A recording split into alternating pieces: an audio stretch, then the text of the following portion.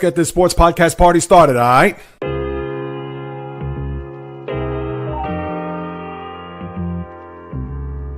The JAYREELZ podcast. Why don't you wait until July 1st to make an announcement? What a disgrace. He can rack up all these numbers in October, November, and December, but what really counts is let me see this in January. The sports rebel without a pause, delivering fast-paced, jam-packed sports talk like no other. Listen, I gotta call it as I see it. He is not a good player. I'm sick and tired of having to deal with the disappointment of this franchise. When does it stop? And yes, another winter that I can sleep in peace. Coming correct, direct, and in full effect. Let's get it. This is the JAYREELZ podcast. Welcome aboard.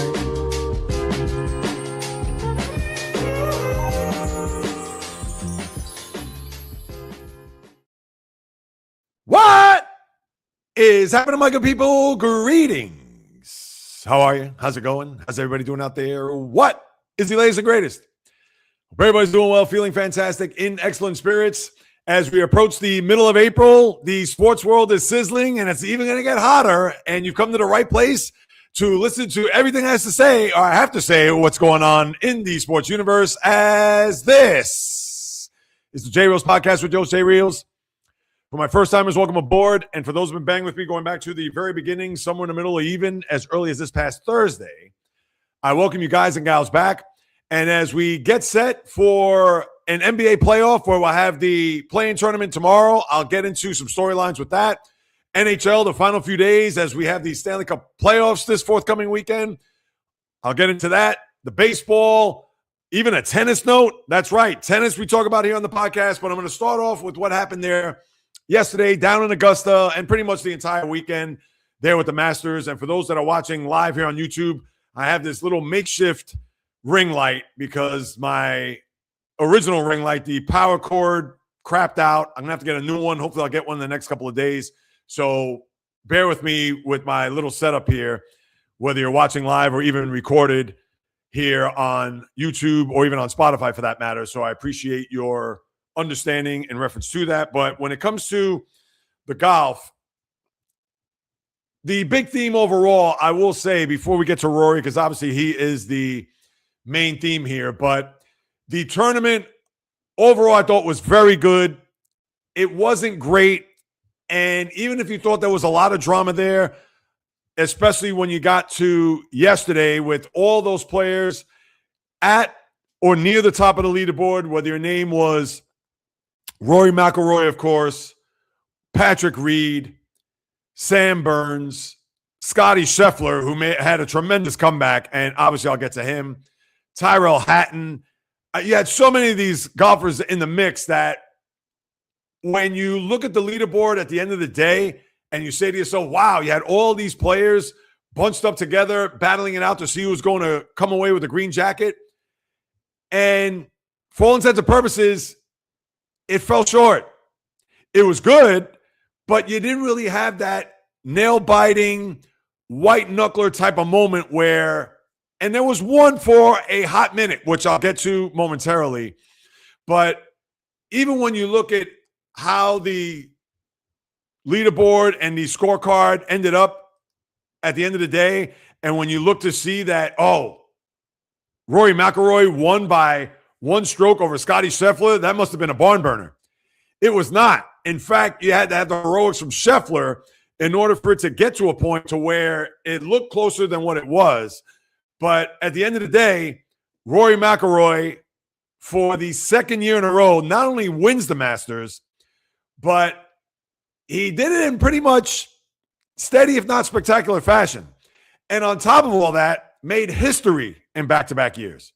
We know last year, him finally getting that Masters victory to complete the career Grand Slam, which was, you talk about thrilling, riveting, compelling, edge of your seat golf. That's what you had there with he and Justin Rose going into the playoff. And that's another name I forgot there, Rose, and we'll talk about him in a moment, but that was a tournament for the ages from that standpoint, knowing what Rory was up against, knowing that he had I believe he had a 4-stroke lead going into the back nine, and then it all evaporated before Rose got to the 18. They tied, and then in the playoff where Rory won his first coveted green jacket. And then this year was historic because he is only the fourth player in Masters history to win back-to-back titles. Jack in 65-66, of course, Nicklaus.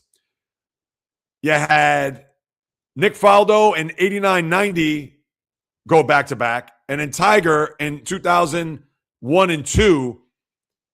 Or was it 2000? No, it was 2000 and 2001. And no, I may have that mixed up. No, I think it's 01, 02, come to think of it. And one of those years he had the Tiger Slam. Maybe that was in 01. Yeah, because he won it in 01 and 2002. But 2000 into 2001 was the Tiger Slam where he won the U.S. Open, PGA, and the British Open, called back then, but now the Open Championship. And then he followed that up with the 01 Masters victory. So here he was, a guy who hadn't won a major in 11 years going into the Masters last year. And even though he got his career Grand Slam and didn't win another major in 2025, he starts off the 2026 major campaign with another Masters. And again, Rory, throughout the weekend, he showed you why he is such a, I'm not going to say polarizing player, but he does show the difference between how great he can be and how great he is to a guy that gets you puzzled. He has you just even dumbfounded at times, as evidenced by this tournament. I just talked about how last year he had that 4-stroke lead heading into the back nine and spit it up. And then this year, after 2 rounds, he had a 6-stroke lead, which was the biggest lead after 36 holes that the Masters have ever seen. And I put out a short on Saturday before his 3rd round thinking that, wait a minute, is this a lock that Rory's going to win going away? And then what did he do Saturday? Had an abysmal round for him to the point where everybody came back into the mix, whether it was Sam Burns, who was at the top of the leaderboard for the most part over the weekend, Justin Rose, even Russell Henley. You had guys like that who came back up to the point where Rose and I believe, was it Burns? No, I think Rose was tied at the top with McIlroy. As a matter of fact, let me pull up while I speak here. Let me pull up the weekend. No, we don't want to hear that. Oh, and it is Stephen A. talking about McIlroy. Did he even watch the Masters? I wonder. But anyway, now Rory shot a 73 where a lot of players came back and he shot 1 over. But when you had all these guys come back, Cameron Young was the guy he was tied with. I forgot him, and he's a big factor, which I'm going to talk about in a moment. So Young and McIlroy were at the top of the leaderboard, tied going into yesterday's final round. And Cameron Young on Saturday shot a 65. And it made you think whether or not McIlroy was going to come out of this alive, knowing that he had this 6-stroke lead, and then it went poof, just like that, to the point where not only just Cameron Young, but all the other aforementioned golfers who are now in the mix here, looking to battle it out to see if they could become a champ, including Justin Rose, as I mentioned last year, the playoff, and was that close to winning. So now you get into yesterday, and McIlroy bogeyed on 4 and 6 to start. In fact, he double bogeyed on 4 and then bogeyed on 6.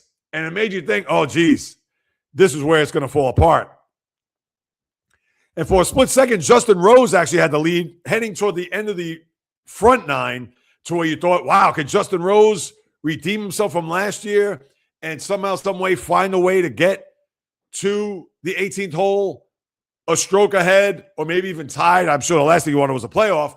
But now you had a situation where with McIlroy on the ropes, Cameron Young trying to find his way, Justin Rose now playing phenomenal golf, and then on top of that, almost like a racehorse coming up the track with Scottie Scheffler. And Scheffler had his one moment, which I'll get to because I want to go almost not hole by hole, but Now you had a situation where as you get to the back nine, Justin Rose starts to fall apart. He, on 11, had on his second shot, had a terrible shot where it shanked, and he bogeyed that hole, and he bogeyed another hole back-to-back where now he was flailing and tried to get himself back, and he missed a big putt on 17 and ended up, I believe, one stroke behind? Or maybe 2 strokes now. When it was all said and done, as I'm looking up Rose here. No, he ended up 2 strokes back. As, of course, McIlroy was 12 under for the tournament. So now Rose faded there in that second back nine. And then Cameron Young, who was mano a mano, neck and neck. And Cameron Young, his putter betrayed him throughout the entire round. On 11, missing a putt. On 14, on 17, and in fact, on 14, let me pull that up because I jotted this down. Cameron Young, I believe, on 4 of those holes. And by the way, that Saturday when he came back to tie, he had 8 birdies in that round. And became the first Masters player to trail by 8 shots to draw even going into a final round.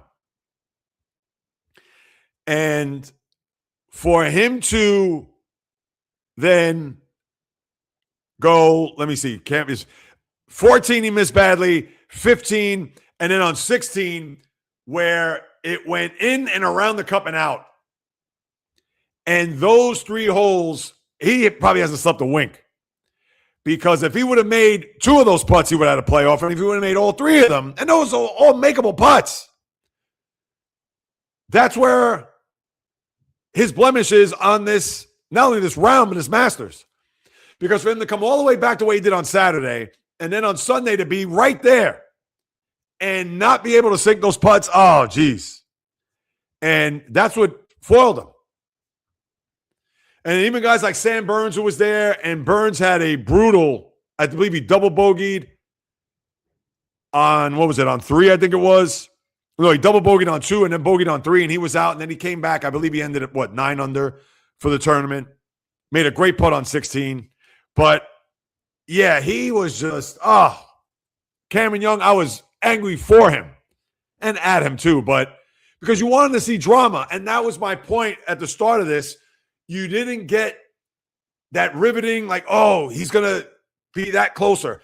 You knew that if he made those putts, he either could have won or there would have been a playoff. And that's why at one point, I believe on 14, McIlroy had a 3-stroke lead. And you're thinking to yourself, there's no way he's going to blow this. And a lot of that had to do with Young. And I'll get to Rory too. I'll throw him his bouquets. But now I want to get to Scottie Scheffler. Scheffler, who a lot of people thought, oh, God. And his first 2 rounds for him were just brutal. All right, he shot 1 under, but then he shot 2 over. And you were thinking there's no way. And what did he do in back-to-back days? He shot a 65 Saturday and a 68 yesterday, which was not only otherworldly, but he is the first golfer since 1942 to go bogey-free in the last 2 rounds of a Masters. I mean, think about that. He did not go over in any of the holes over the final 36, which shows that if he just did well on Friday in the second round, he probably would have won the Masters. But here was his moment on 17, where had a makeable putt, and at that point he was 2 strokes behind Rory. And what did he do? He missed by literally a hair to the left. And if he would have sunk that putt, there would have been a playoff because that was for birdie. And instead, it was for par. And that was it. And Scheffler, I knew watching that, I said to myself, he has to make this. And he was that close. Go back and watch the replay of that. And Scheffler was phenomenal here over these last 2 days. I mean, you can't tip your cap even more, but obviously fell short. And for Rory, now when he got to 18, this is where it got interesting because at that point, Young, who had been struggling with his putter, as I mentioned, and everybody else is in the clubhouse, and it literally would have had to take a meltdown for Rory to lose. And his first shot off the tee went way right to the point where it probably landed in the best place possible for him because it was so far off of where the trees were lined to where he actually had an out where he didn't have to go through the trees. The crowd who was lined up right where the trees were, they were actually able to push the crowd back a little bit to where he could find an opening for him to get a shot, maybe onto the fairway, maybe not have to worry about getting a shot where he will shank or to hit it off a tree and ricochet elsewhere. He was able to get a shot where if you watched, you didn't even know where it landed. And the cameras couldn't capture where that landing was. And then Cameron Young hit his shot off the tee to the left. But then we realized that it was in the bunker. And for Rory to even get in the bunker, that was a miracle. And then obviously his approach was impeccable. I mean, Rory had a great day. Even on 16, he made that one putt, which was that close to the cup, which was indicative of how he performed there. And again, he was steady, if not spectacular at times. But then Rory bogeyed on that hole. But because he was in the clear, because he knew that for him, and that second shot was critical on 18, because if that shot would have went awry or who knows what, he would have had a playoff against Scheffler, which I was kind of hoping for, but we knew that wasn't going to be the case.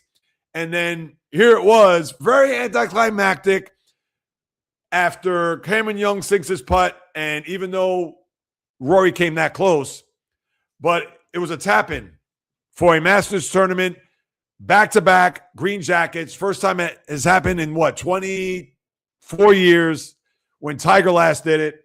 And for McIlroy, that's his 6th Grand Slam major win. I believe he has 1 PGA, 2 U.S. Open, and 1 British. Or he may have 2 British and 1 of each. Now he has 2 Masters in his resume and 6 total. I mean, what could you say? Rory, right now, at the top of the game. And I mentioned on Thursday, yes, I picked Bryson DeChambeau as my one. He didn't even make the cut. He was atrocious. And I thought Rory, listen, I didn't think he was going to have a bad tournament. I just didn't think he was going to win because I thought that although the pressure was off, he didn't have to worry about having to come in here and win this tournament to get that career Grand Slam like he did last year. But how I looked at it was, because this was a victory lap, so to speak, where they had the champions dinner there the night prior to the start of the tournament. And obviously he had the menu all set up to whatever it is that his liking, Irish fare, whatever type of pudding, and who knows what was on the menu. But this was the crowning achievement. And yes, although this took place a year ago, but knowing that he can now enter this champions dinner from here until he's no longer on this planet. Because you have to win the Masters in order to be in. It doesn't matter how many majors you win. It doesn't matter how many other tournaments you win, whatever. When you win the Masters, you are a part of that dinner. And I thought that all the pats on the backs and the congratulations and the hugs, that he would go into this tournament carefree, but not to the point where I thought he would be a guy, close to the top of the leaderboard, but that he was going to pretty much be from in front from the very start. And that's what it was. He led from in front. Cameron Young, let's face it, spit the bit. Scottie Scheffler came roaring back, but fell short. Guys like Jason Day, who was at the top of the leaderboard, is another guy I didn't mention. Justin Rose, Tyrell Hatton, Sam Burns, Russell Henley. I mean, they didn't deliver. They weren't able to either their putter or either their approach. That's it. It just failed them. And Rory rises again. And congratulations to him. What more can you say? I'm not a big Rory guy. There really isn't a guy on the tour that I'm a big fan of or I like. I mean, listen, you could easily say Scheffler. I mean, he's a likable guy, et cetera. But, I mean, that's being a guy that's on a bandwagon. So I'm not going to pick him. But Rory does it again. Makes history again. And right now, there isn't any dispute as to who the number one player in the world. You can still say Scottie Scheffler, of course. And I don't know how the rankings will be. And talk about number one player in the world. In another sport, I'm going to talk about that later in the podcast. But you can't knock what Rory did this weekend. And I get it. You could also take the tact of these players collapsed. They more or less lost it, then Rory won it. I mean, that's unfair because Rory played from in front. He was at the top of the leaderboard the whole weekend pretty much. And he made the putts when needed, made the shots when needed on 18, as I mentioned, even that putt on 16. And he delivered where the other guys didn't, especially Cameron Young. I mean, how does Cameron Young sleep from now until the PGA next month? I mean, I don't know. So give it up for Rory. Congratulations to him. And again, it was a very good tournament. Excuse me. Yesterday wasn't as riveting as it should have been, I thought. And that's what you want. You want it to be a thing where everybody that was near the top of the leaderboard was within striking distance, without question.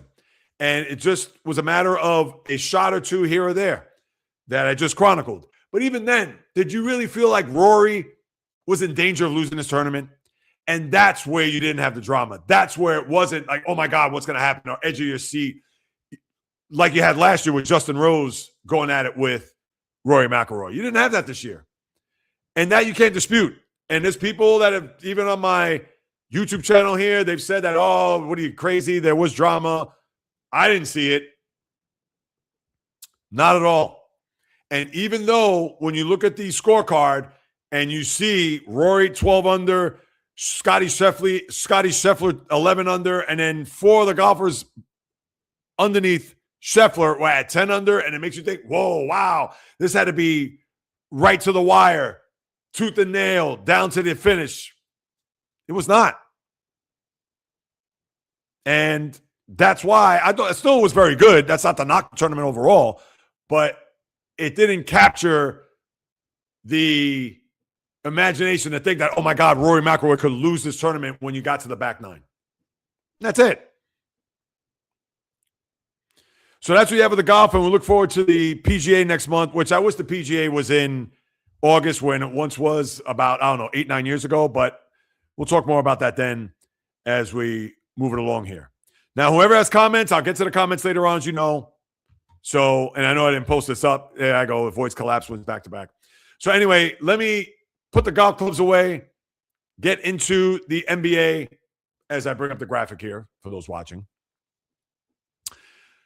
The season has finally concluded. The marathon of the association. And a couple of things before we talk about the play-in. Denver goes in riding high, 12 in a row, and they needed every one of those wins to get the 3 seed, which means that they'll, in all likelihood, get San Antonio in the second round of the playoffs. So they avoid OKC, where you have Lakers, Rockets go at it. And I'll go through the schedule. I'll break it all down, etc. later on in this segment. But between that and everything we've talked about here over the last month, it seems, when we talk about the NBA, how the East, with that whole playing scenario, if Philly or Toronto and Atlanta, which stood pat and did what they had to do in order for them to stay in the body of the tournament as opposed to falling back to the playing scenario. And Orlando had an opportunity to win yesterday, and they actually had a lead in the second half against the Celtics, but the Celtics were able to prevail and win that game, which I believe Orlando would have put them in a position where they probably could have gotten, I don't know the tiebreaker with Atlanta, but they could have been the 6th seed where Atlanta would have been part of the play-in. But that's all you had. I mean, you didn't really have a lot of compelling or even intriguing storylines coming down the pike here going into the playoffs, or to the play-in, I should say. But now that we're here and we have the 2 games tomorrow night, 2 games on Wednesday. Tomorrow you have Miami and Charlotte, Portland and Phoenix, followed by Orlando, Philadelphia, and Golden State and the Clippers.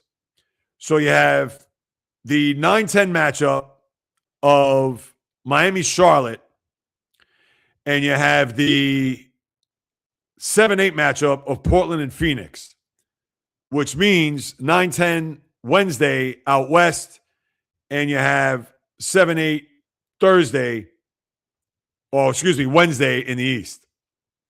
Now, my storylines. There aren't many when you think about it. Here are the 3 that I find maybe the most juicy. We'll just put it that way.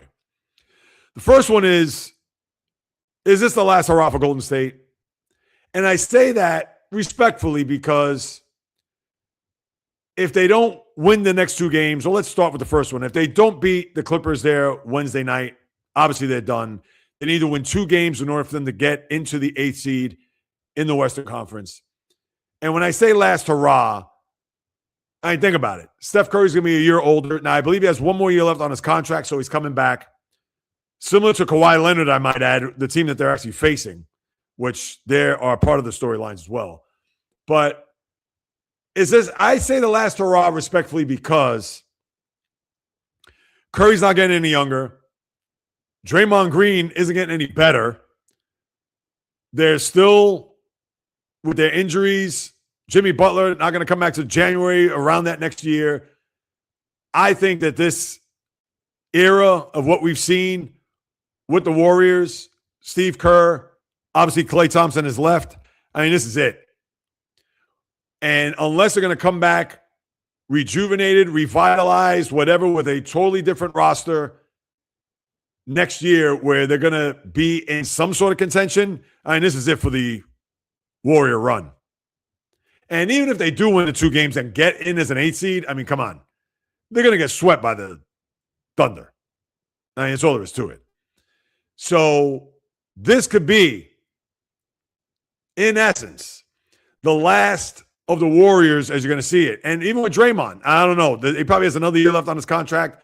But again, Draymond, I understand he may have his moments, whatever, but you're not going to be able to take him seriously at this age to be a top flight prime defender on top of him. I mean, he barely scores as it is to begin with. So are the Warriors just going to be a one and done here? Are they going to take you to Friday night, which is what the next game will be for them in the nightcap there Friday for the doubleheader? Or is this going to be a situation where the Clippers are going to run him out of the building? Steph, all right, he may have his 18, 19 points and go 2 for 9 from 3, but he's going to be, this team is a shell of its old self. So to me, this is their last hurrah in my eyes. Unless they have a complete makeover going into next year, and maybe they could be a team that could be middling in the West and not be a play-in team. The other storyline is the upstart Charlotte Hornets, and they're going to host Miami here. And Miami, they know their way around the play-in. I don't know if they're going to have enough of what it's going to take for them to win in Charlotte. But I will say this. Charlotte, you don't want the Heat to hang around. I'll just leave it at that. But to me, I want to see this Charlotte team at least get to that next game. And I'd rather actually see them as an 8 seed in the playoffs. I want to see them when the competition gets ratcheted up. And by the way, if they do get that 8 seed, they will go up against the Pistons, who, if you recall, earlier this year, they got in that dust-up. Musa Diabate, Jalen Duren, who got suspended, if you recall. So that would be a very, very intriguing first-round matchup. Now, the Pistons will probably beat them. Maybe I'll give the Hornets a game. But who knows? That would be one, because of the fireworks earlier this year, could actually be a first-round series to maybe even keep an eye on. But for Charlotte, now think about this. Their low point of this season, I believe, was on January 21st, 22nd, somewhere around there. They were 16-28. And they ended their season from that point on 28-10. If you really want this season to stick, not only to the NBA fan, but to those fans down there in Charlotte, that game tomorrow is a must game for them. If they lose that game, and they could lose, I don't think they will, but that would eliminate everything they did from January 22nd until tomorrow night. And I want to see them win those 2 games. Will they? I'll talk about that in a minute. But with that young upstart team, we know that LaMelo Ball and Brandon Miller and Colin Kneppel, and I mean, they have a very good young nucleus that if they put some key veterans around them, that could be a team to, dare I even say, watch out for. Which is even kind of hard to think, Charlotte Hornets to be an up-and-coming team. Now, are they up-and-coming in the ilk of the Spurs and the Thunder? Now, listen, the Thunder won a title, so they can't even be in the same sentence.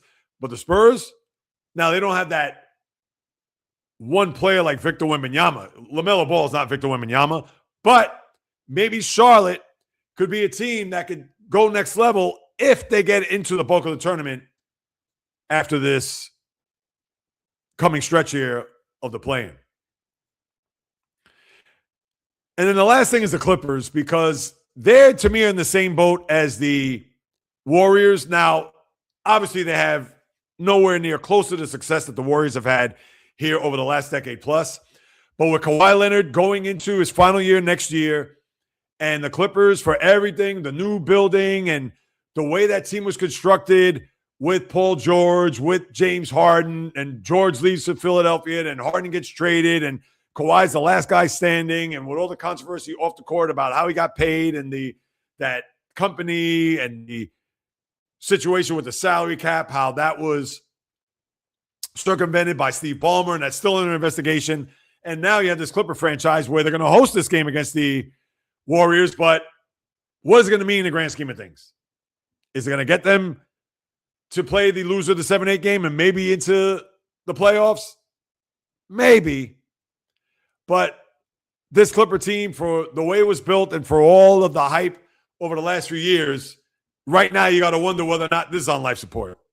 And I got news for you. Steve Ballmer, they probably won't do it. And I haven't heard this elsewhere. But you got to wonder. He played 65 games this year, Kawhi Leonard, and last year was relatively healthy for him as well. Do you even dare dangling that carrot? Considering that he's going to be an expiring contract, do you even dare trading him to get anything back? Now, I got news for you. He's 34 years of age, and we know about his injury history. I don't know how much you're going to be able to fetch for even a guy of his resume, when healthy, of Kawhi Leonard. But you'd have to flirt with it if you're Steve Ballmer, because your team is going nowhere fast. Unless, similar to what I mentioned about Golden State, on the fly, they're going to start bringing players back or revamping their team to the point where they're going to be at least a pseudo contender in the West. Because right now they're anything but. Now, as far as these games, real quick, and then I'll get to Doc Rivers. Miami, Charlotte. Listen, Miami could win the game. And they're always in these play-in tournaments. It's a shame. I understand that they don't have a very good roster. They have a couple of good players, and everybody else is just piecemeal together. You know, you're only going to go so far with Davion Mitchell and guys like that. But something tells me I can see Miami winning this game. They've had so much success here in the play-in. I'm rooting for Charlotte, though. I want to see Charlotte win. I think it'd be good for the league to have a team like that and for everything that they've done. But watch. If the game gets close or if Miami hangs around, that is – Charlotte has to play from in front the whole night. It's better if you get to the fourth quarter and they're up by 20. If Miami is, dare I even say, leading, or let's say they're within a basket or two, they can be within 6 going into the fourth quarter. and I'd be afraid. But I'm going to say Charlotte wins based on their run since the latter part of January. But would I be shocked if the Heat win? Absolutely not. Portland, Phoenix. I know Portland's had a very good year, and they beat the Clippers to get to this point to where they have 2 shots to get into the postseason. I don't know. To me, this is a toss-up. I haven't watched Portland consistently year in and year out, or at least this year. I'm going to say Phoenix, only because I trust them more than I trust Portland. And I know Portland has a young team, and listen, they've gotten to this point. I mean, think about this. Their head coach, Chauncey Billups, had to be put on leave because of the gambling scandal that hurt the NBA, what was it, prior to the start of the year. And you got to give it up. Just a great job by Portland just to be relevant and for them to be in this spot. But I'm going to pick Phoenix. I trust them a little bit more. I know that's not going out on a limb or saying a lot, but that's what I'm going to say there. Orlando, Philly. Listen, Philly has the better talent. Orlando has the younger legs. And Philly, you just don't know which team you're going to get from one game to the next. I'm going to say veteran legs, and I'm sure Nick Nurse, the coach, is going to hammer this home. Guys, we win this game, we rest until the weekend. And if they win, they're going to play the Celtics in the first round, which will be Sunday at 1 o'clock. But Orlando, I know they're young. They've now in the postseason last 2 years. They lost to Cleveland 2 years ago, and they lost to the Celtics both in the first round. And I know one of these road teams are going to win at some point. And because it's 7-8, I'm going to say Philly. It's a toss-up. Maybe I should go more Orlando. I'm going to say Orlando in this case. I just think younger legs, Philly, you just don't know from one game to the next what you're going to get from them. I don't trust Orlando either, but I'm just going to say them because one of these road teams is going to win. I wouldn't be surprised if Portland wins either, but I think Phoenix. And then Golden State and the Clippers. What does Golden State have left? I don't know. I think the Clippers will win. I don't see any way that Golden State wins this game. I just don't. I mean, Porzingis, is this man going to play? And what is he going to give you, 12 minutes? I know the Brandon Podziemskis of the world and the Guy Santoses and guys like that. I mean, Yeah. And then the good thing is on Thursday's podcast, I'll recap Tuesday and Wednesday night's matchups and then obviously prepare for the games on Friday, as well as I'll give you a little handicap and storylines for the playoffs overall, which you won't want to miss. That's going to be interesting because there's a lot that I got to say when it comes to that. So that'll be for Thursday's pod right here on the channel, 11 a.m. And before I move on, 2 things. Or 3 things. Doc Rivers, out as coach of the Bucks. Why they gave this guy a big-time extension. They got to pay him next year. He's going to earn 8 figures.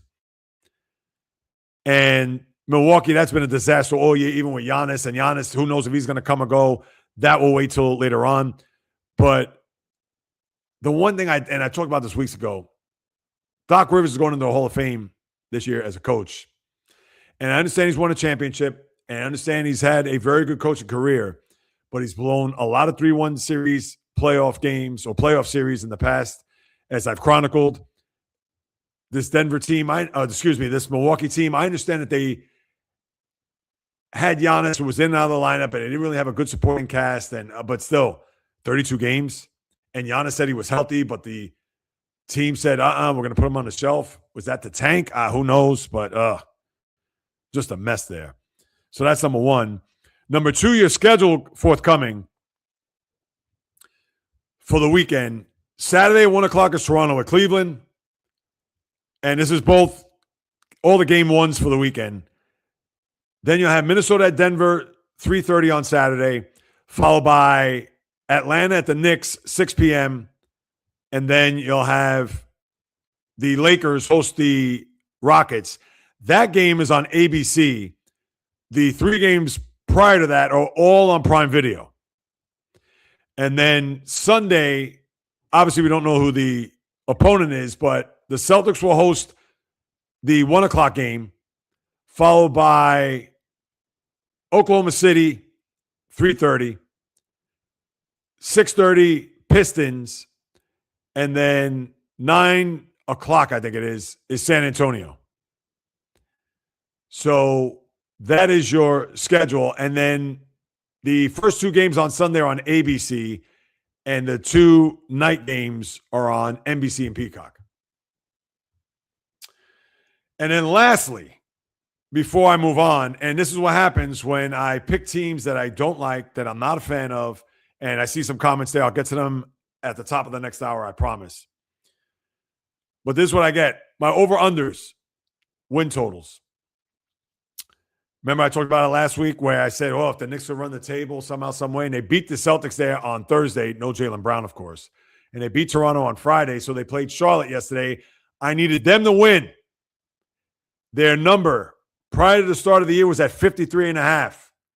How many wins did the Knicks have going into the game last night against the Hornets? 53. What was the outcome? Knicks lose. Therefore, I get burned. Last year, I was 5-1 with my over-under win totals. I forgot who the team I lost to or lost with. This year, because of that Knick loss, I don't even get to 500. 2-4. Terrible job. And as it is, real quick, with the NHLs, I'll get to them in a minute. I need Nashville to lose their last 2 games in order for me to go 5-1 for my over-under point totals. So that's what you got there.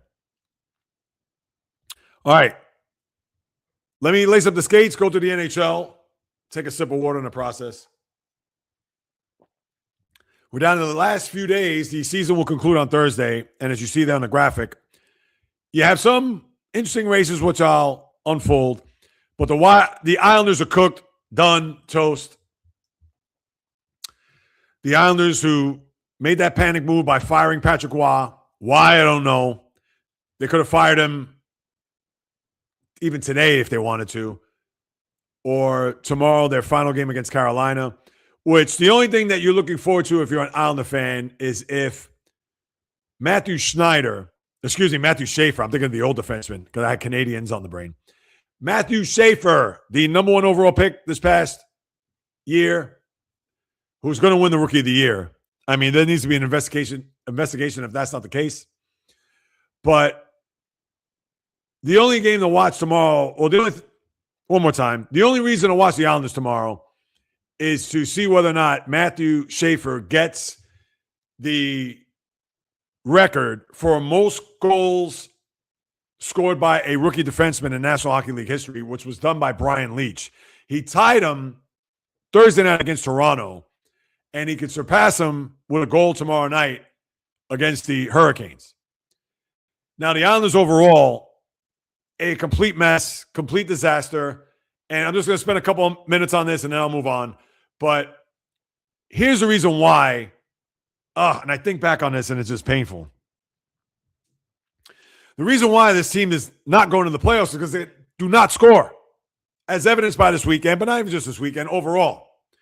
They have one guy that is a 30-goal scorer, that being Bo Horvat. Good player, good goal scorer, but he's right at 30. He didn't score 36. He didn't score 39. He's at 30. You have 2 other guys that scored 20 goals this year, one being the aforementioned Schaefer. And to think a rookie was carrying the mail when it comes to goal scoring. The other one was Emil Heineman, who's had a very good year. And I understand you have a couple other guys in the teens and high teens at 19 and 117, but they do not have goal scorers. I understand that you're not going to have 3 lines of guys that are going to score 20 or more goals. I get that. But the Islanders this offseason, they need to get more offense. And if they don't, it's going to be the same rigmarole that we've seen, not just only this year, but last year as well. And that's it. They need offense. They need to bring in a guy that's a sniper. And hopefully a guy that's a veteran knows his way around winning and maybe even has won a Stanley Cup along the way to help out in that room to get them to the next level. That is the problem. And they didn't need to fire Patrick Roy with 4 games left to bring in Peter DeBoer. And based on some of the things that I heard is that the reason why they brought him in is because they didn't want for the Islanders to, let's say, make the playoffs, which that should have been the goal, but to make the playoffs and then have a scenario where they may lose out on Peter DeBoer to other teams once the season concludes where, wait a second, now Peter DeBoer is all of a sudden Al Arbor? Listen, no offense to Peter DeBoer, and I believe they signed him to a 4-year contract on top of that. What? What has Peter DeBoer done? All right, you want to say 2 Stanley Cup runs with the Devils in 2012 and the Golden Knights in 2018? You want to say that? All right, fine. But other than that, I mean, give me a break as I pull up the NHL standings here and the schedule and all that. I mean, that's just, come on. Like, what are we doing? And I understand they may not have a pick of the litter out there, and maybe the guys that they targeted, they were afraid. But Peter DeBoer, if Scotty Bowman was out there, all right, I can see that. And I understand he's out there, but he's long retired. And wait, now that I think about it, Scotty Bowman, he's got to be in his 90s, is he not? And this Scotty Bowman is one of the great coaches in all of sports, not just hockey. All of it. Guys won what? 1 million Stanley Cups. Yeah, he's 92. God bless his soul. He's won 1, 2, 3, 4, 5, 6, 7, 8. He's won 9 cups. And you know what? They might as well try to see, hey, Scotty, maybe for 1 year? No, 92 years old. I mean, come on. I'm kidding when I say that, but there's a problem with the Islanders. And I understand that GM is young. Matthew Darsh has just got there. But he's going to really have to put pedal to the metal to get this team back into the postseason. And not as a wild card. Not as a – no. And when I think about it too, here's the most infuriating thing about this is I cover my eyes. I know you're watching this. Oh, my goodness. 2 weeks ago, this very day, the Islanders had the 2 seed in the Metropolitan Division where they had the Penguins coming into their building. And if they would have won that game, who knows? They actually had a 3-1 lead in the second period of that game until the Penguins skated past them as if they were standing still. Scored 7 unanswered goals. They lost 8-3 and lost their way from that point on. To the point where yesterday the Canadiens put them to rest for the 2025-2026 season. And Matthew Darsh has his work cut out for him. I know he's not listening, but maybe this will get to him at some point. Maybe somebody out there that's watching now live or on replay could get the message. Goal scoring. Do whatever it takes to bring in snipers. I get it that they don't grow on trees, but do whatever it takes. Ugh. As far as the NHL, now you had a lot of teams bow out here. There's still some intrigue, I will say, but because of the Islanders losing, the Red Wings lost over the weekend, so they're done. Remember, you had about 4 or 5 teams battling it out for 1 or 2 spots. That is not the case anymore. And in fact, in the East, Carolina's going to get the 1 seed. We would think. I understand they still got a couple of games left. Anything could happen. But Carolina's going to be the 1. And Buffalo, Montreal, Tampa, they're battling it out to see who will get the 2 seed. But really what you got left is the 3 seed in the Metropolitan Division. Because the wild card's already set where Boston and Ottawa have gotten those. And maybe Ottawa could overtake Boston to where they wouldn't have to play Carolina in the first round if Ottawa wins and Boston loses in their final game. But you have the Capitals and Blue Jackets separated by 1 point. Capitals at 93, Blue Jackets 92. And then the Flyers are ahead of them with the 3 seed in the Metropolitan at 94. Now, both the Flyers have a game in hand on both. They played 80. Washington, Ottawa played 81. Now, the Flyers' schedule is not easy. They play, I believe, the Hurricanes tomorrow. No, actually, it's tonight. My apologies. Now, both of the games are at home, but they play Carolina and Montreal. I don't know if Carolina's going to start resting players because they play it back-to-back. They play tonight in Philly, then they play the Islanders tomorrow. So the Flyers could clinch with a win tonight. Now, if they lose, that keeps the Blue Jackets and Capitals alive. The Capitals, in their final two games, interestingly enough, wow. Here's what's going to be interesting. If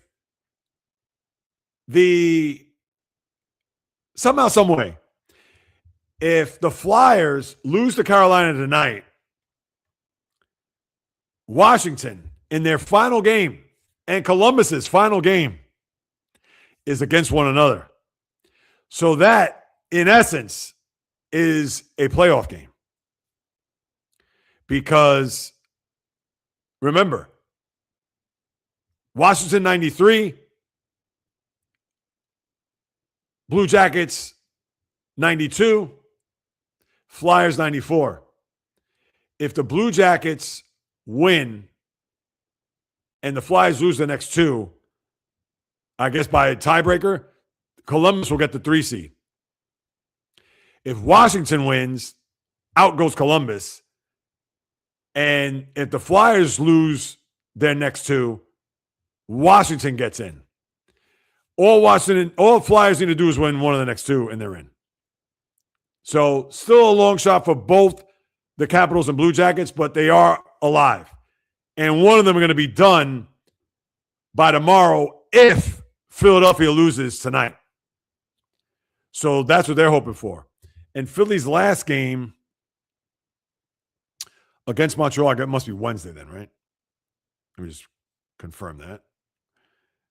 The last game for the Flyers, no, it's actually the next night. Wow, back to back. Okay. So we got to root for the Flyers to lose tonight just to have any type of drama for that final game. And that game has also got to be at 7 o'clock, right? Because I see Montreal at Philly is at 7. And then the Columbus game against the Capitals is at 7 also. Well, that's what you have there. And then out west, we know about Colorado. And yeah, the Central's pretty much, that's already a wrap. But here's the other thing you have. The Pacific. Vegas is a point ahead of both Edmonton and Anaheim. All three teams have played 80 games, which means they have 2 games left.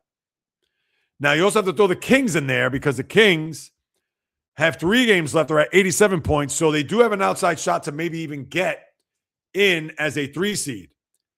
The Kings right now currently have the second wild card spot, and behind them are Nashville, 1.86. Winnipeg and San Jose, they're still alive, but to me, they're done. They're 5 points behind. They're going to have to run the table, and LA's going to have to collapse. So Winnipeg and San Jose, to me, are out. Nashville, they have 2 tough games in their building. Nashville has San Jose and Anaheim to conclude their year. And obviously, San Jose needs to win if they want to stay alive. And they've been scuffling here as they lost 3 in a row. But what I find fascinating is who's going to win the Pacific, because whomever wins the Pacific will have the 2 seed. Vegas right now, slimmest of margins. And let's see what the schedule looks like for all 3. Vegas's final 3 are, or 2, I should say, Winnipeg and Seattle. Easy games. Edmonton's final, they host Colorado tonight. Now, Colorado has nothing to play for, but certainly not going to be an easy game. And then Edmonton also hosts Vancouver. The Ducks, Nashville, their final game, but they are at Minnesota tomorrow. And the game against Nashville, I believe, is on Wednesday. No, it's actually Thursday, which will conclude the season. So not easy. And then LA, as I pull up the Kings here. The Kings have 3 games, and their final 3 games are against the Kraken tonight in Seattle, followed by Vancouver and Calgary, all on the road. There is a chance. Now, granted, those 3 teams are on the outside. Seattle better than Vancouver, and Calgary not much better than Vancouver. Listen, I can see Nashville getting in. Again, I don't see Winnipeg, San Jose. And as far as the top of the Pacific, I'm going to say Edmonton finds a way. I know Vegas. I don't know. Vegas may stave off Edmonton. That will have to wait. But Thursday's podcast, although I won't be able to encapsulate everything, but obviously the playoff picture will be a lot clearer. Certainly in the East, as we'll break that down, but out West, it's certainly a wait and see. And with your schedule, as I pretty much talked about, I mean, do I even need to get into some of the others games? I guess I have to. Detroit at Tampa, only because Tampa, they're battling it out for the top spot in the Atlantic. Carolina, Philly,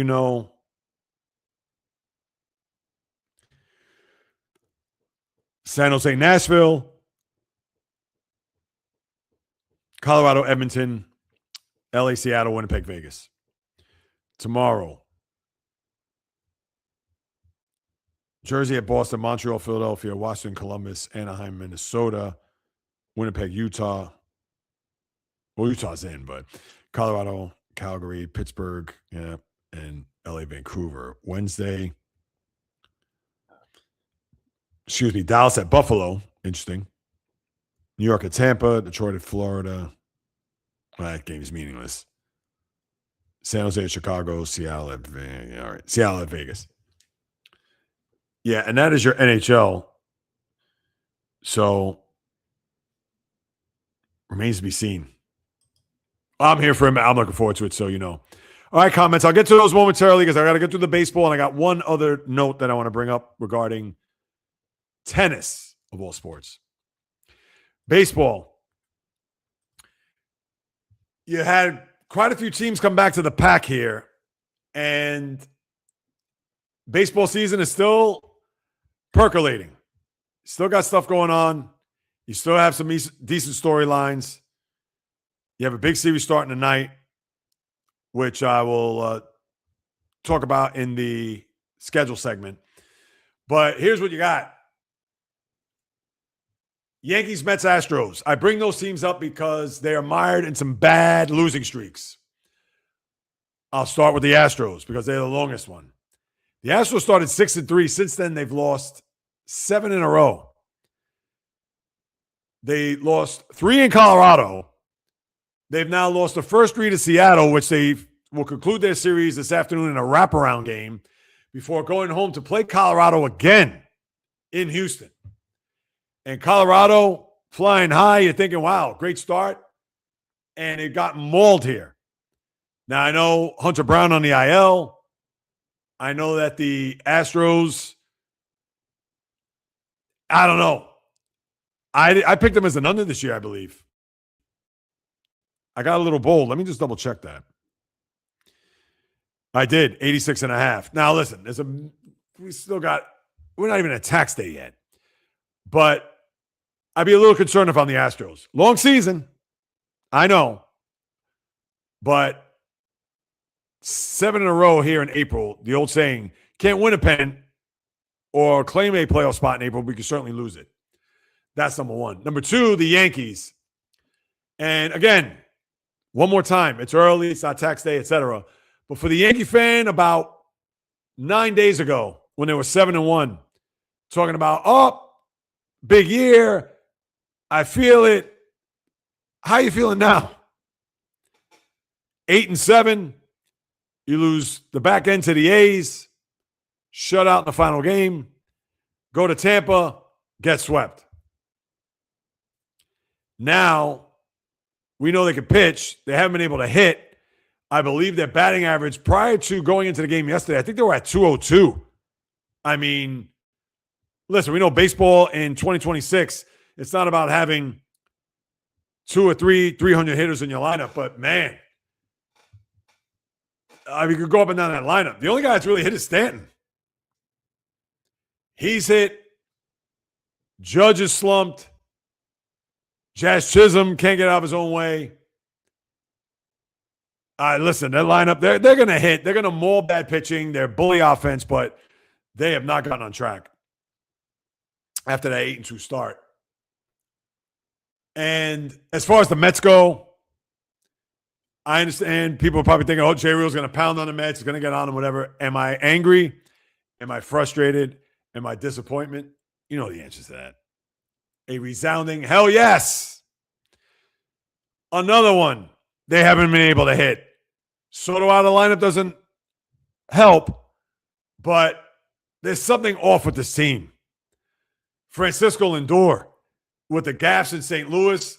What happened the other day? On a ball that was hit to the second base side, he's going towards Marcus Semien. Semien has to go to the bag to step on second and try to get a force out where Lindor should have gone to second. I mean, just mental lapses. And I don't want to hear about this thing with the captaincy and Lindor. I mean, no, it's garbage.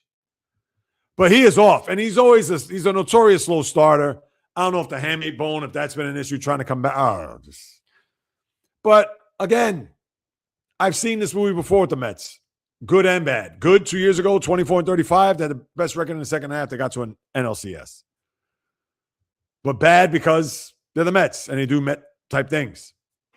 And as I mentioned before, they go to L.A. to start off a series and then to Chicago after that, where, Chicago on paper could be dangerous.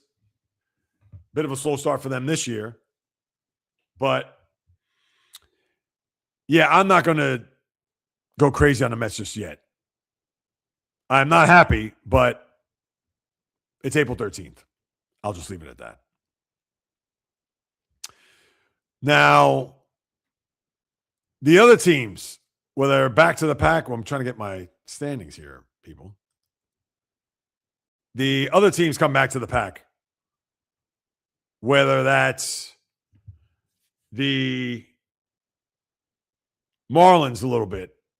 Now, we don't expect the Marlins to have a big year, although I felt that they were going to be over their number. I think it's 72.5 from Vegas, but they started off 3-0, 5-1, and 8-5, and now they're 8-8. So they've come back to earth a little bit.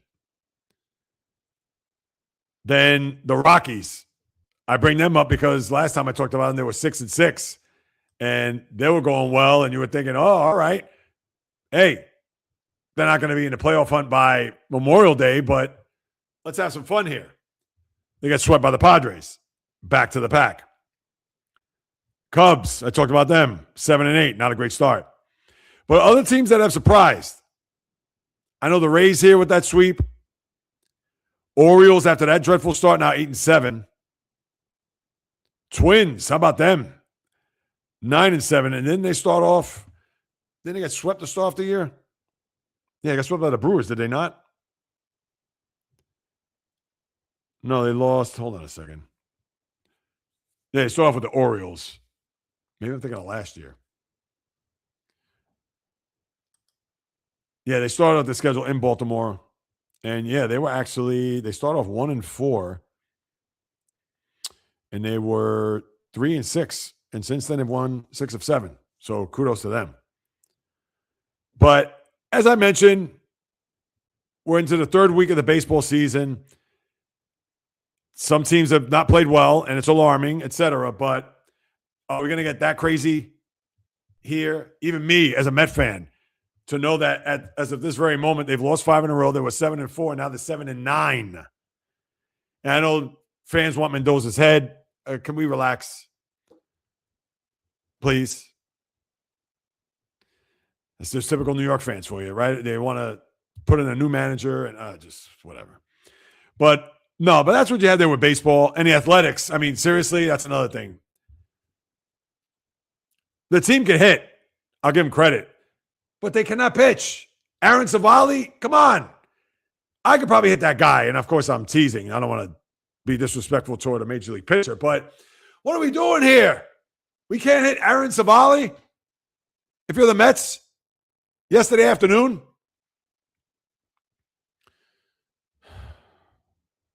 Let me just move on. Schedule. Mets and Dodgers for 3. In fact, you have an LA-New York connection because you have the Angels here for 4 this week against the Yanks. So you got that. Houston concludes their series against Seattle, and then from there they host Colorado, as I mentioned. Arizona and Baltimore, Chicago at Philadelphia, Cubs. Washington at Pittsburgh. Paul Skeens pitching tonight.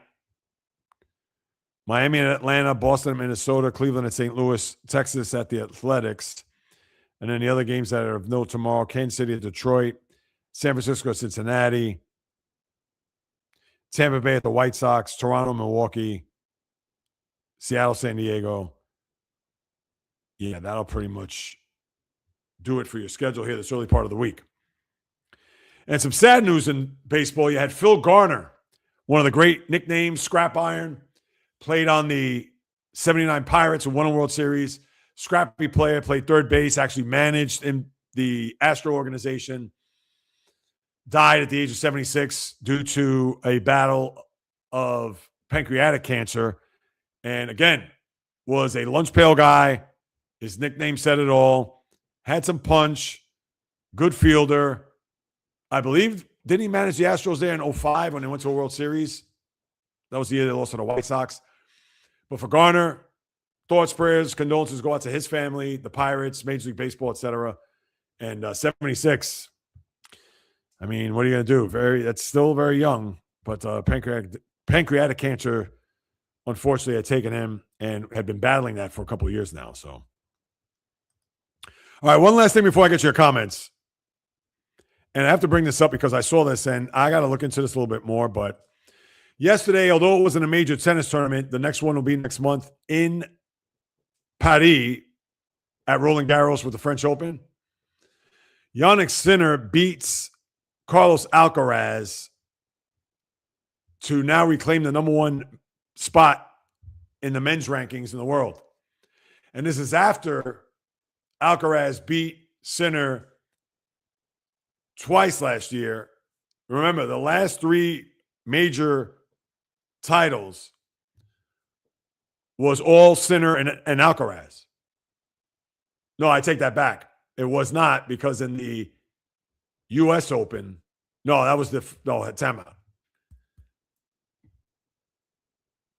Australian Open this year was Djokovic. I forgot that. So my apologies there. Because dating back to last year, the French, Wimbledon, and U.S. Open was all Sinner, Alcaraz, where Alcaraz won 2 of the 3, that being the French, U.S. Open, and Sinner won Wimbledon, to where Alcaraz this year finally won his career Grand Slam by winning the Australian, but he beat Djokovic in the process. How is Yannick Sinner #1 again? I'm sure there's a point system, rankings, whatever. This tournament was a Monte Carlo Masters, that it's called. And by him winning in 2 sets,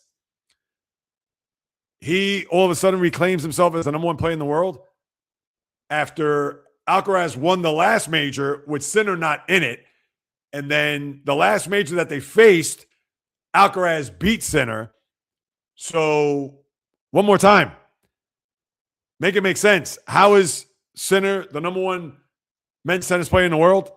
I'll look that up. I'll get into that, especially as we get closer to the French Open, and we'll chronicle that. And I'll give you a bit of a preview when we get to that point. But yeah, I found that a bit surprising, but something I need to investigate a little deeper into. But just had to throw that out there as we are about a month away. When is the French Open? It usually starts that first or third Monday of the month, which would be the 18th. When does the French Open start? Yes, that would be. Oh, no, actually, it's moved up. Yeah, the qualifying week is the May 18th to the 22nd, and then it starts Sunday, the 24th. So it actually starts the day before Memorial Day, the French Open. So that's what we have there with the tennis. And when that time comes, I'll be on top of that. So, all right, comments. Let's get at it. Let's get to it. My guy Bio, of course. Daniel Matrix, what is this?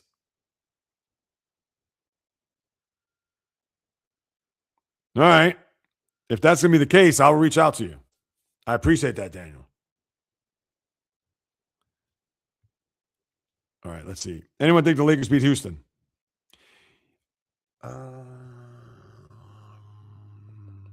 Vlado says no. Injuries. I think if Luka comes back, I think they can beat them. I mean, they need both Luka and Austin Reeves. Bio, if you're still with us. I think they need both. But it's going to be a tall order. The question is it even a series? Yeah, Houston finds a way to lose these games too, so I don't trust them totally. I could see this being a 6 or 7 game series. Right now, I'd have to say Houston, only because you're not fully healthy. And which I know that stinks for the league because Adam Silver wants the Lakers in there, I'm sure, to get to a final. And to think if they're going to be one and done here, that's going to hurt more than it'll help. But if they're not healthy, listen, I got to be honest, they're not going to win the series. I mean, that's all there is to it. Yeah, I didn't see that. I read that.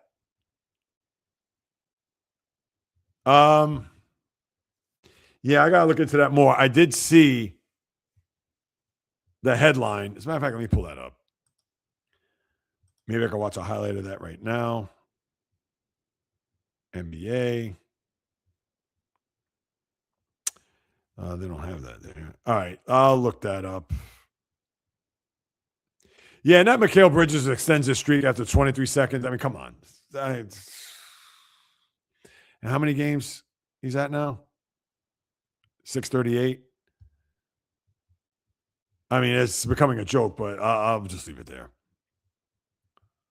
Yeah, I got to look up that Isaiah Stewart thing. Don't like Orlando, and they game F win that. Don't like Orlando. I know I like their talent, but yeah, Jamal Mosley, their coach, I don't know. Yeah, I'm with you, Vlado, on that. 3 or 4 times lose when they have 3-1-2. Doc Rivers. Yep, exactly. Bio, Isaiah played it cool yesterday. He bit his lip to get pushed around a bit yesterday. Oh, did he really? And Jay's, of course, a big Piston fan. Jay, I hope you're getting better. Of course, Val talks about his Sharks. Yes, yes, yes. Giants signed Brandon Allen to back up Jackson Dart and Jameis Winston. What's this? My Met prediction? Oh, for tonight? Dodgers? David Peterson, who's been awful, is pitching. And the Dodgers are throwing the kid Robleski, I believe.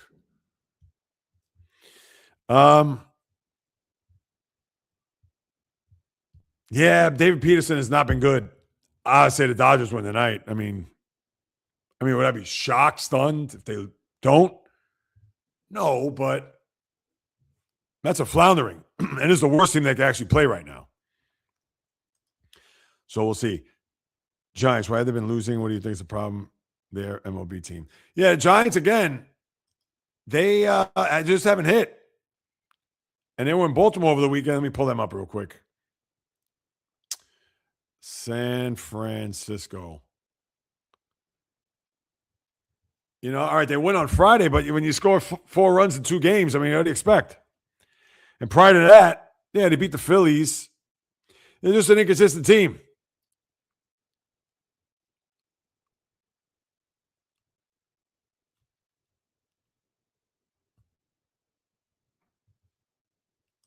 Yeah.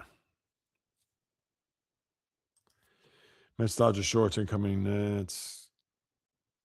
Let's do another show about that. All right. No, I appreciate that, Val. I look forward to that. Tyron. Welcome. I don't know if you're still with us. 1201. Oh, you may be with us, Tyron. I see my guy Fuko, who I'll get to. Best years of baseball I've seen in my life. I love the 80s baseball.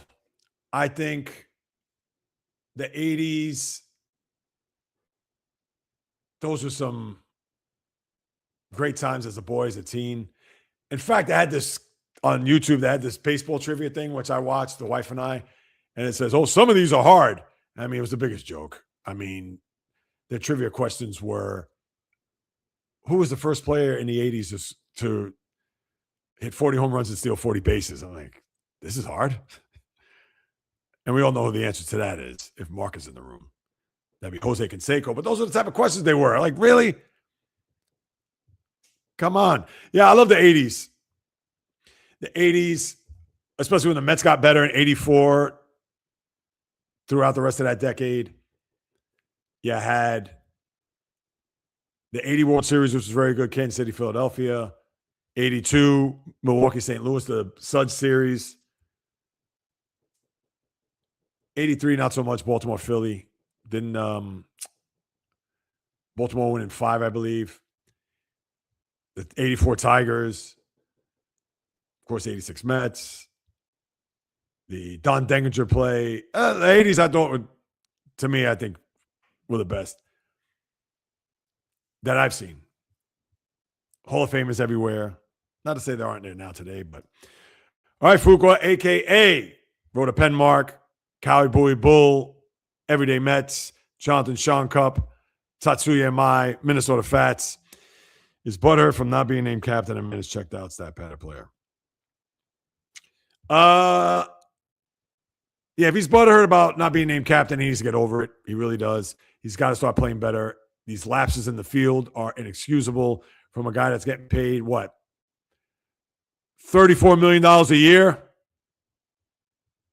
Not good. I agree with you there, Fuqua, 100%. One of the best to ever do it.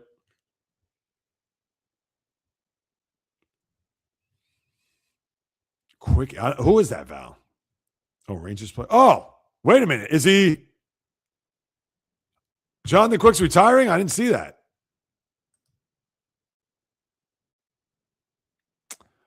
I don't see that here. Interesting.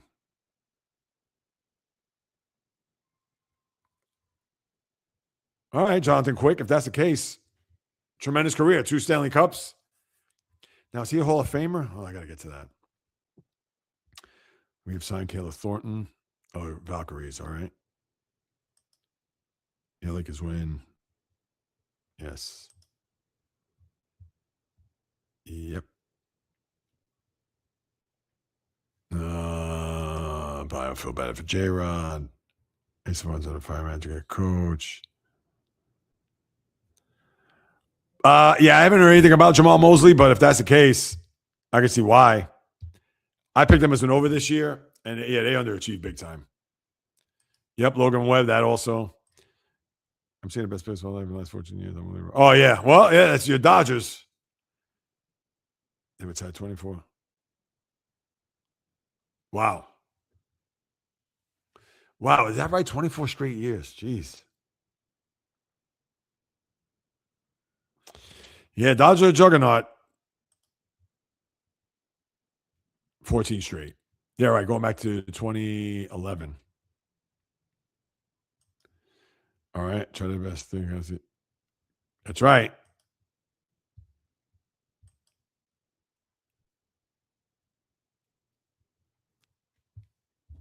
Jonathan Quick, LA legend. Yes, he is. Whoop, hang on. Yeah, Dodgers are what, 11-3 right now? Or maybe 12-3?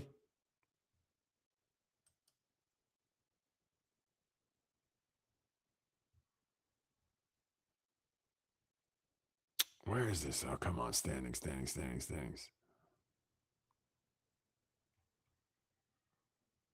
Oh, I lost yesterday, 11-4. My apologies. Yeah, they're flying high. I mean, they're the Dodgers.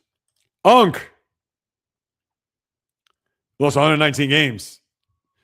Yeah. And you've actually played pretty well. I just talked about them, although they got swept by the Padres. But yes, didn't he hit a leadoff home run yesterday? First pitch, I believe. Yeah, let's look up Jonathan Quick's numbers.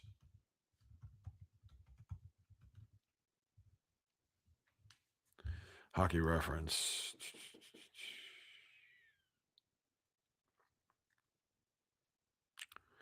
.410, .306, .90.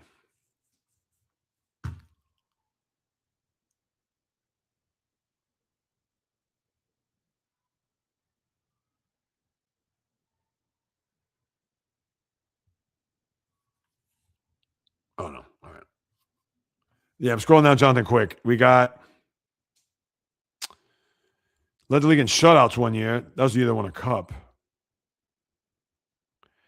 Jennings Trophy twice. How many Vezinas? Come on. Oh, here we go. Switch to.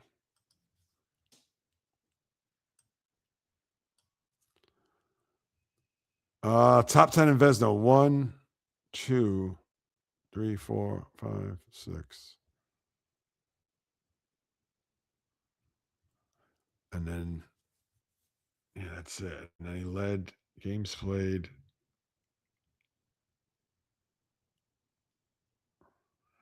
14, 13. What was that? Oh, ties. Yeah, Quick, I don't know. 410, 306. He's probably going to go to the Hall of Fame. He's got the 2 cups. Yeah, I can see that. Give me my assessment here. Whoop. Show here, yep. True, they think of giving Colorado residents Mount Oregon to show the Packers. Is that true? That'd be interesting. I know the big Packers. They are not a community. Anybody can own Packers. When you think about it, oh, is that light getting ready to go out here right in front of me? I know. If you see the difference there, it's because of my ring light crapped out the other day. No, not the other day. The power cord crapped out this morning. They might put a statue of Quick. I can see that. Yeah, I could definitely see that. And yeah, he's. Listen, if I compare him to like the Dominic Hasek's of the world and all that, if black type, but no, he's had a very good career. It would have been nice if he won 1 Vezina.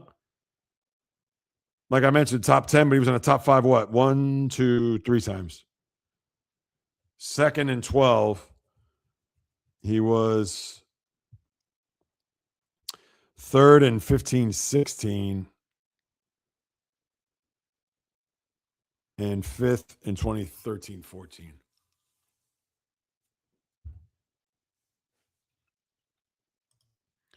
Let's see. Oh, James.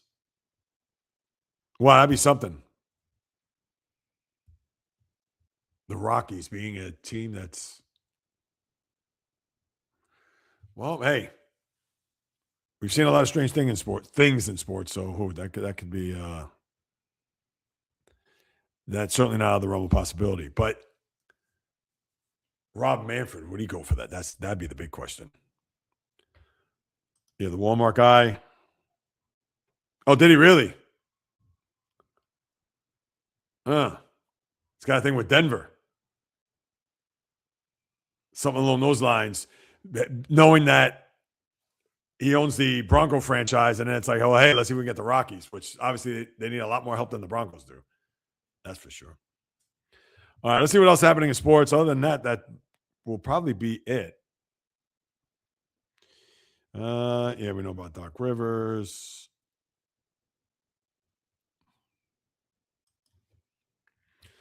Christian Yelich out, and the Brewers also hit the abutment too.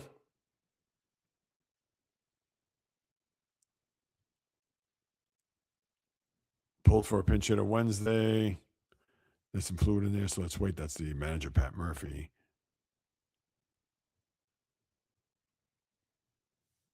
Hand injuries, blah, blah, blah. All right, yeah, so no, that's pretty much it, people. Let's see, any more comments? Yeah, true. Yep, Stan Kroenke does own both the Nuggets and Rams.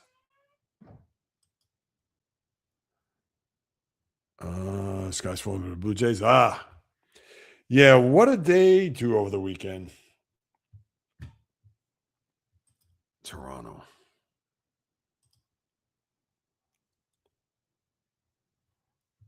Oh, I lost 2 games. Wait, they played, who did they play? Oh, the Twins. Yeah, Red Sox 6-9. Yeah, definitely not good. All right. Uh-oh, Fuqua. Jay, talking politics with the bands, free delivery, Amazon. Is that right?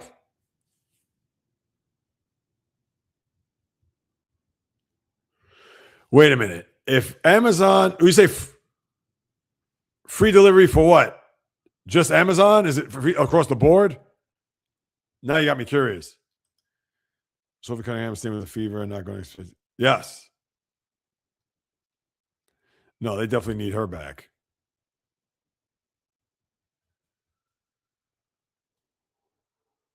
Indiana.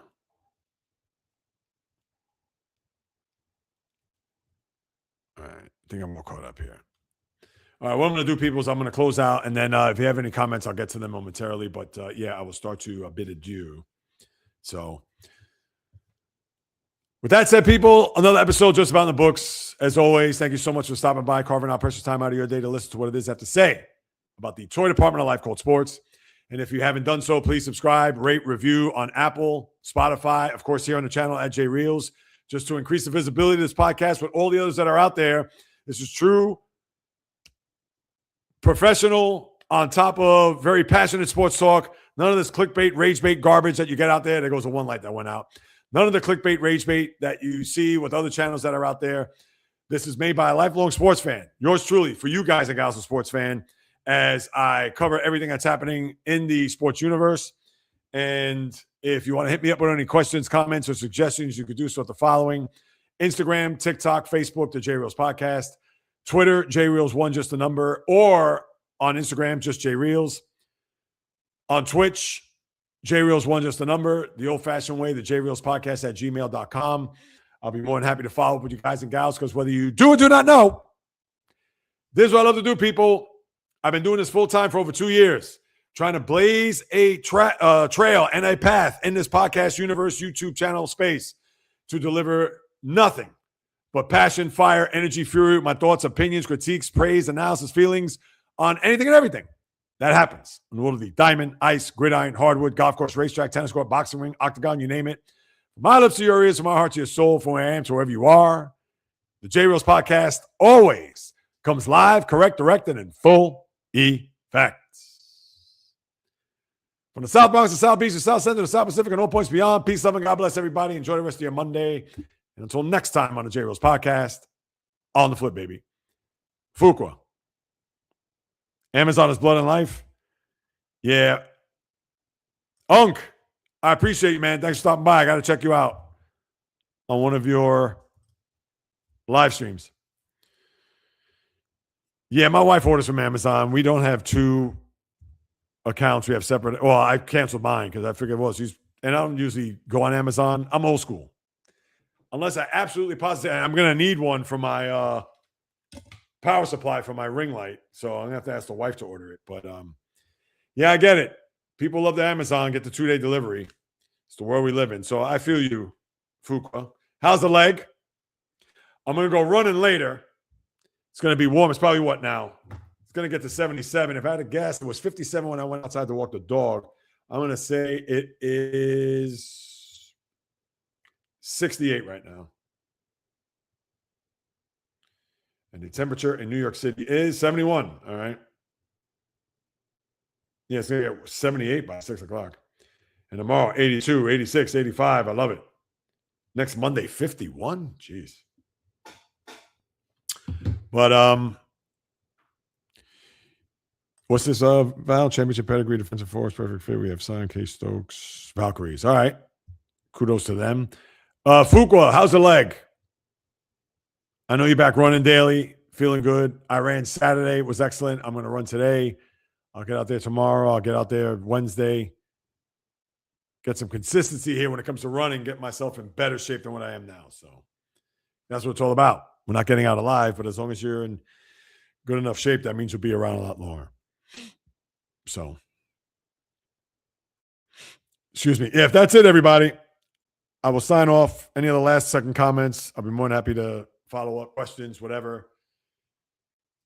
Yeah, merch soon. I have, like I said, and I'll talk about it more. Maybe Wednesday's live stream, I'll bring it up.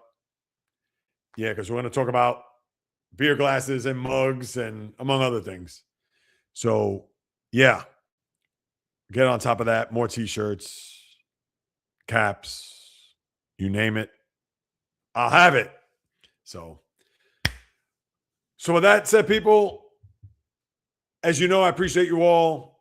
Thank you so much for stopping by. Love the support. I'll probably do a live, not probably, I'm going to do a live stream tomorrow. But just like I did in the month of March, I don't know when. It's going to be 80-something degrees. You know, I'm going to be outside, T-shirt and shorts. Maybe after a run, whatever. I just don't know when. Could be first thing in the morning. We'll see. You just have to stay tuned. Make sure you hit that notification bell. Subscribe, the whole 9 if you haven't done so. And, yeah, that is it. I got to scroll to this other comment. That was on Twitch, right? Yeah, I got to get in touch with that guy. All right. Enjoy the rest of your Monday, people. Enjoy all the sports. Enjoy all that's going on. And until next time, on the flip, baby. Thanks as always.